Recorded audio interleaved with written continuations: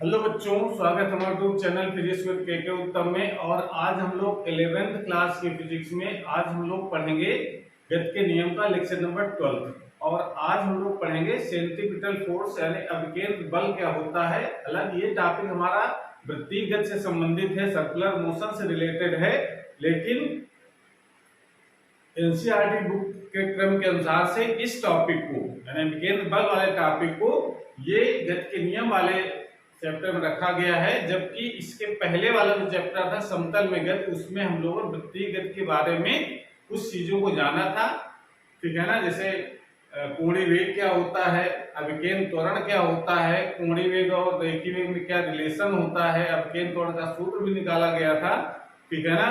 और आज हम लोग ये पढ़ेंगे कि वृत्तीय गति के लिए कौन सा बल जिम्मेदार है, यानी कौन से बल के कारण वृत्तीय गति संभव होती है, ठीक है ना। तो इसको समझने के लिए हम चलते हैं, हम लोग वृत्तीय गति की जो शुरुआत में हमने बताया था, जो समतल में गति में पढ़ा रहे थे उसमें जब केंद्र त्वरण के बारे में बात हुई तो उसमें कहा था कि जब भी कोई कण वृत्तीय पथ पर गति करता है तो उसमें वेग की जो डायरेक्शन होती है वो हमेशा चेंज होती है, वेग की डायरेक्शन हमेशा चेंज होती रहती है। ये तो पता है हम लोग, जब भी कोई भी कण वृत्तीय पथ पर गति करेगा तो उसकी जो वेग की जो दिशा होगी चेंज होगी, भले परिमाण चेंज ना हो रहा हो वेग का, लेकिन दिशा जरूर चेंज होगी। और दिशा अगर चेंज होगी तो इसका मतलब है कि वेग बदल रहा है, और वेग अगर बदलेगा तो उस पर एक त्वरण भी कार्य करेगा, और उस त्वरण की दिशा हमेशा केंद्र की तरफ होती है, और उसको कहा जाता था अभिकेंद्र त्वरण, ठीक है ना। यानी ये जो अभिकेंद्र त्वरण था जिसको हम लोग कहते थे सेंट्रीपिटल एक्सेलरेशन, उसकी डायरेक्शन हमेशा केंद्र की तरफ होती, तो उत्पन्न क्यों होता था? दिशा परिवर्तन के कारण, ठीक है ना। दिशा परिवर्तन के कारण जो त्वरण उत्पन्न हो रहा है उसकी डायरेक्शन हमेशा केंद्र की तरफ होती थी, जिसको हम लोग अभिकेंद्र त्वरण कहते थे। अभिकेंद्र त्वरण का सूत्र भी निकाला गया था, A निकाला गया था v²/r, या इसका दूसरा रूप था r⍵²। समझ गया ना। तो ये तो डेरिवेशन हम लोग कर चुके हैं, ठीक है ना। तो आज हम लोग पढ़ेंगे अभिकेंद्र बल के बारे में। तो इसका मतलब है कि जब भी कोई वस्तु या पिंड या कोई कण किसी वृत्तीय पथ पर गति करती है तो वेग परिवर्तन के कारण उस पर एक त्वरण कार्य करता है जिसे अभिकेंद्र त्वरण कहते हैं। लेकिन न्यूटन की गति विषय का जो द्वितीय नियम है ये कहता है कि किसी भी वस्तु पर त्वरण तभी उत्पन्न हो सकता है जब उस पर कोई बल कार्य कर रहा हो, ठीक है ना। तो ये कहा गया कि इसका मतलब त्वरण उत्पन्न हुआ, इसका मतलब उस पर एक बल कार्य कर रहा है, और बल की डायरेक्शन भी त्वरण की डायरेक्शन में होगी। तो इसका मतलब है कि जब कोई वस्तु किसी वृत्तीय पथ पर जब चक्कर लगाएगा तो उस पर एक बल भी कार्य करता है, ठीक है ना। किसके कारण? अभिकेंद्र त्वरण के कारण, और उस बल को नाम दिया गया है अभिकेंद्र बल। समझ में आ रहा है? तो अभिकेंद्र बल का जो डेफिनेशन है वो हम इस प्रकार से लिखेंगे कि जब कोई कण वृत्तीय पथ पर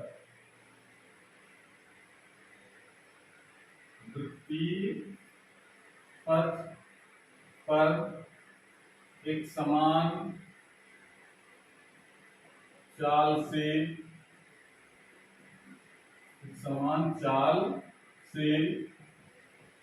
गति करता है तो उस पर मतलब कण पर, तो उस कण पर एक बल कार्य करता है जिसकी दिशा सदैव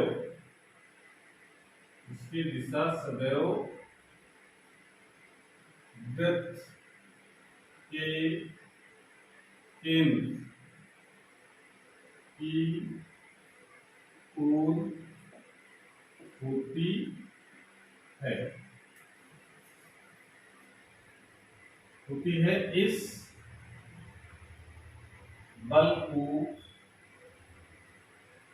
अभिकेंद्र बल, अभिकेंद्र, इस बल को अभिकेंद्र बल कहते हैं। बल की डायरेक्शन भी हमेशा किस तरफ रहेगी? केंद्र की तरफ।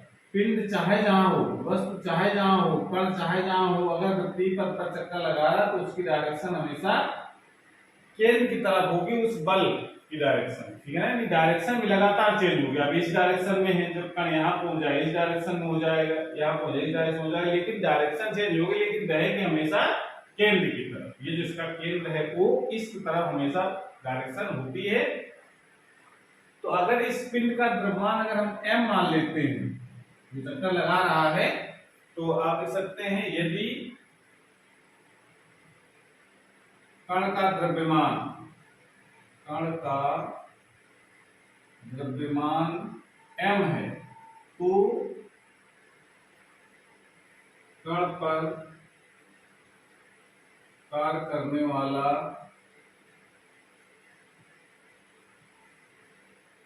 अभिकेंद्र बल, अभिकेंद्र बल, अभिकेंद्र बल F बराबर, फॉर्मूला क्या होगा? उत्पन्न किसके कारण हुआ है? अभिकेंद्र त्वरण के कारण। तो न्यूटन के गतिविधि का द्वितीय नियम में कहता है F = ma, यानी द्रव्यमान अवगुणित अभिकेंद्र त्वरण।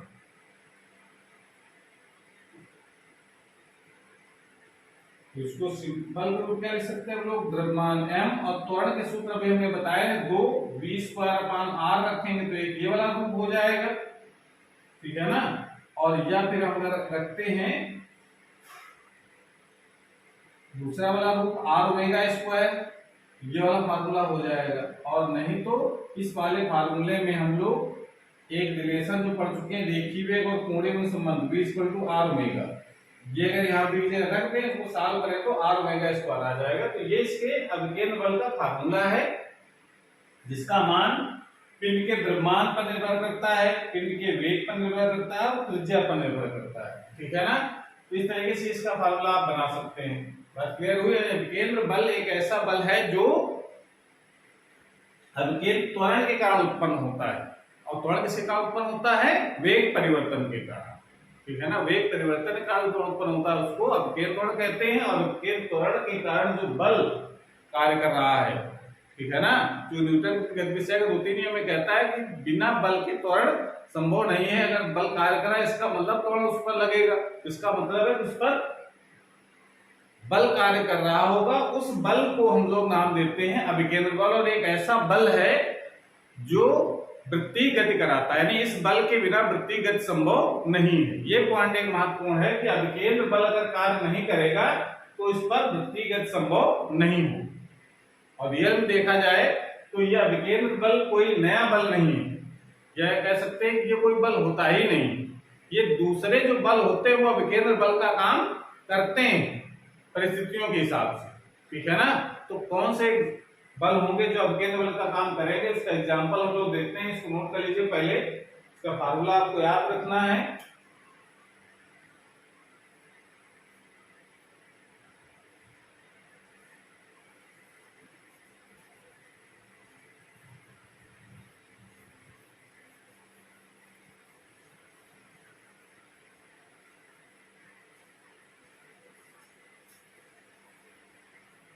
एक महत्वपूर्ण चीज तो यह है इसमें कि ये एक ऐसा बल है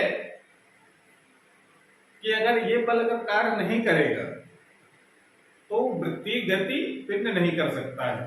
ठीक है ना? तो पहली चीज तो ये है कि अगर अब दूसरी बात हम ये भी कह रहे हैं कि ये जो अभिकेंद्र बल होता है ये कोई नया बल नहीं है। जितने बल हम तो पढ़ चुके हैं, घर्षण बल हो, चाहे तनाव बल हो, चाहे विद्युत आकर्षण बल हो, चाहे घर्षण बल हो, उन्हीं बलों से ये उत्पन्न होता है। तो एग्जाम में ये प्रश्न बहुत आता है कि परिस्थितियां लिखी होगी कि सूर्य के चारों पृथ्वी चक्कर लगा रही है वृत्तीय पथ पर, तो उसको अभिकेंद्र बल कहां से मिलेगा। या किसी पिंड को डोरी से बांध करके उसको वृत्तीय पथ पर घुमाया जाए तो उसको अपकेंद्र बल कहां से मिलेगा, ठीक है ना।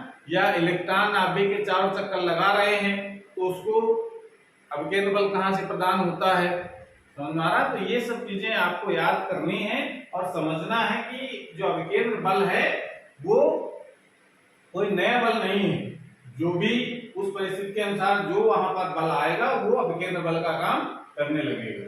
तो अपकेंद्र बल के उदाहरण आप देख सकते हैं। अपकेंद्र बल के उदाहरण, एग्जाम्पल्स आप देखिए पहले इसके। तो जैसे नंबर 1, जैसे पृथ्वी को सूर्य के चारों ओर वृत्तीय पथ पर घूमने के लिए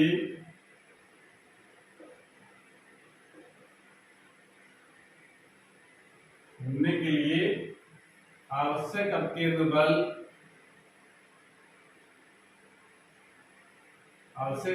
बल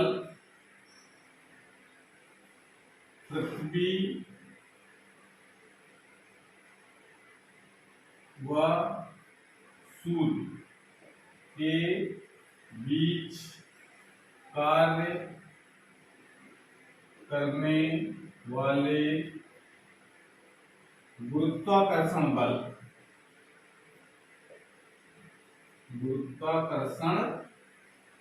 बल से प्राप्त होता है। अगर कोई भी वस्तु वृत्तीय गति कर रही है तो उसके लिए अपकेंद्र बल चाहिए, समझ में आ रहा है। और अपकेंद्र बल अगर चाहिए तो मिलेगा कहां से, तो अभी मैंने बताया कि ये कोई अपकेंद्र बल कोई बल नहीं होता है, ठीक है ना। कोई बल नहीं होता है मतलब ये कोई अलग से कोई बल नहीं है, समझ में आ रही है। जैसे एग्जांपल देखिए, जैसे स्कूल का प्रिंसिपल होता है, प्रिंसिपल किसी का नाम नहीं है, लेकिन जो उस सीट पर बैठेगा, चाहे वर्मा जी बैठे चाहे शर्मा जी बैठे, वो प्रिंसिपल का काम करने लगते हैं। उसी प्रकार अपकेंद्र बल कोई बल नहीं है, लेकिन घर्षण बल, गुरुत्वाकर्षण बल जो भी वहां पर होगा, जो उसको वृत्तीय पथ कराने के लिए अपकेंद्र बल का काम करेगा, उसको हम अपकेंद्र बल कहने लगते हैं, ठीक है ना। तो इस तरीके से आप ये समझ सकते हैं कि सूर्य के चारों ओर जब पृथ्वी चक्कर लगाती है तो वृत्तीय पथ पर घूमने के लिए अपकेंद्र बल कहां से मिलता है, गुरुत्वाकर्षण बल से। मतलब ये जो अपकेंद्र बल है किसी न किसी बल से मिलेगा। बच्चे बहुत सारे गलतियां कर देते हैं, सूर्य से प्राप्त होता है अपकेंद्र बल, पृथ्वी से प्राप्त होता है, ऐसा नहीं, वो किसी बल से प्राप्त होगा, ये आपको ध्यान रखना है। तो ये गुरुत्वाकर्षण बल से प्राप्त होता है। जैसे और लिख सकते हैं हम लोग, वाहन को, कोई भी वाहन है, वाहन को मोड़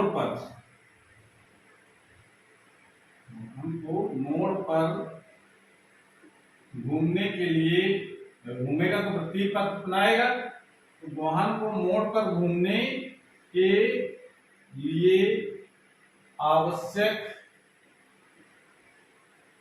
अपकेंद्र बल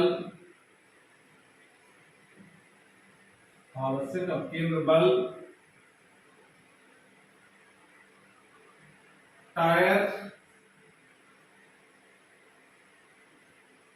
व सड़क के बीच कार्य करने वाले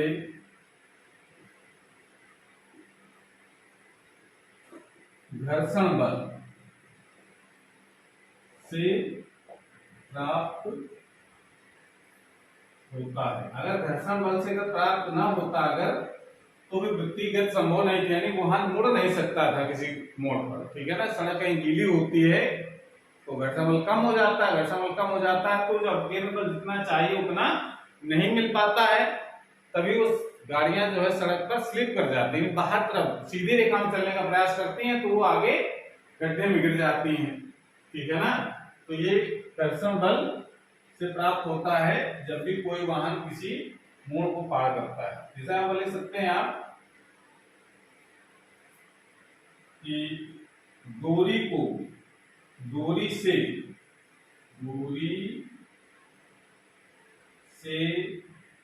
पिंड को बांधकर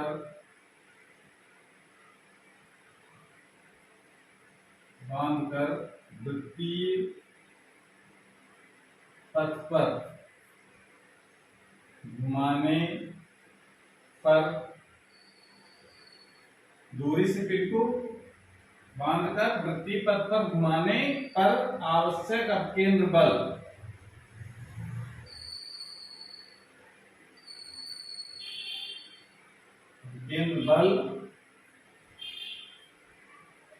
दूरी के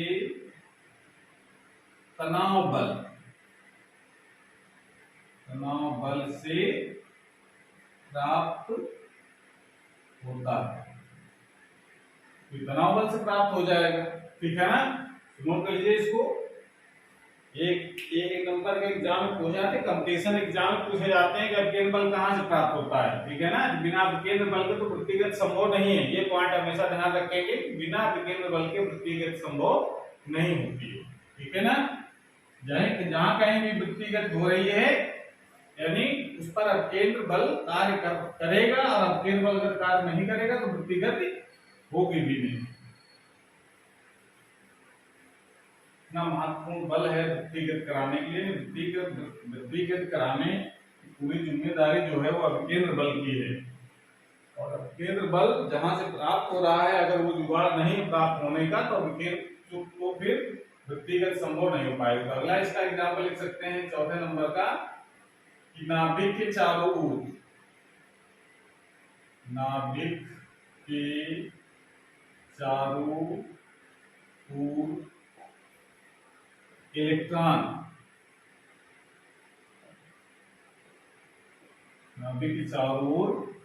इलेक्ट्रॉन को घूमने के लिए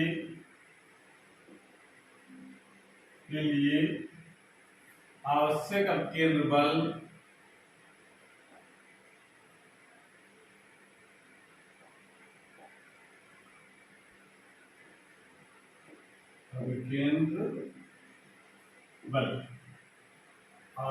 घूमने के लिए आवश्यक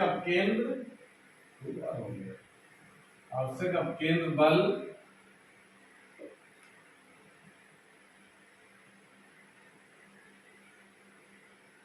नाभिक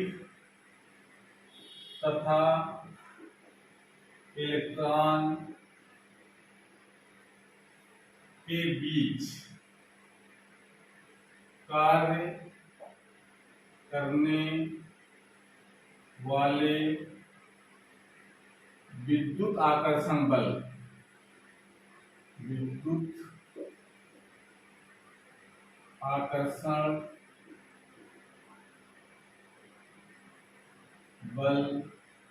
से प्राप्त होता है। इस तरीके से आप ये देख सकते हैं कि कोई न कोई जो बल है वो अपकेंद्र बल का काम करता है। जैसे अगर किसी वृत्तीय गति में किसी डोरी से एक पिंड को बांध लें और उसको वृत्तीय पथ पर घुमाएं इसको, और ये किसी कारणवश अगर डोरी टूट जाए तो इसको घूमने के लिए अपकेंद्र बल कौन दे रहा है? इसका तनाव बल अपकेंद्र बल का काम कर रहा है। लेकिन अगर किसी कारणवश से इसकी डोरी टूट जाए तो फिर ये वृत्तिगत नहीं करेगा, ये सीधा उसी स्पर्श रेखा की दिशा में सीधी रेखा में गति करने लगेगा, ठीक है ना। तो कहीं न कहीं से हमको अपकेंद्र बल चाहिए, ठीक है ना। और जो बल केंद्र की तरफ काम करता है वही अपकेंद्र बल का काम करता है, समझ आ रहा है। तो इस तरीके से आप देख सकते हैं एग्जाम्पल हमने बताए हैं बहुत सारे कि वृत्तीय गति में जो अपकेंद्र बल जो प्राप्त होता है वो किन बलों से प्राप्त होता है, ठीक है ना। तो आज की क्लास हमारी पर समाप्त होती है। अगली क्लास में हम लोग नए टॉपिक के साथ आएंगे। अगर ये वीडियो अच्छा लगा हो तो उसको लाइक करें, अपने दोस्तों को शेयर करें, और चैनल अभी तक सब्सक्राइब नहीं किया तो सब्सक्राइब करें, जिससे नए जो वीडियो अपलोड हो उसकी नोटिफिकेशन आपके पास सबसे पहले पहुंच जाए। पढ़ाई करते रहिए। Thank you.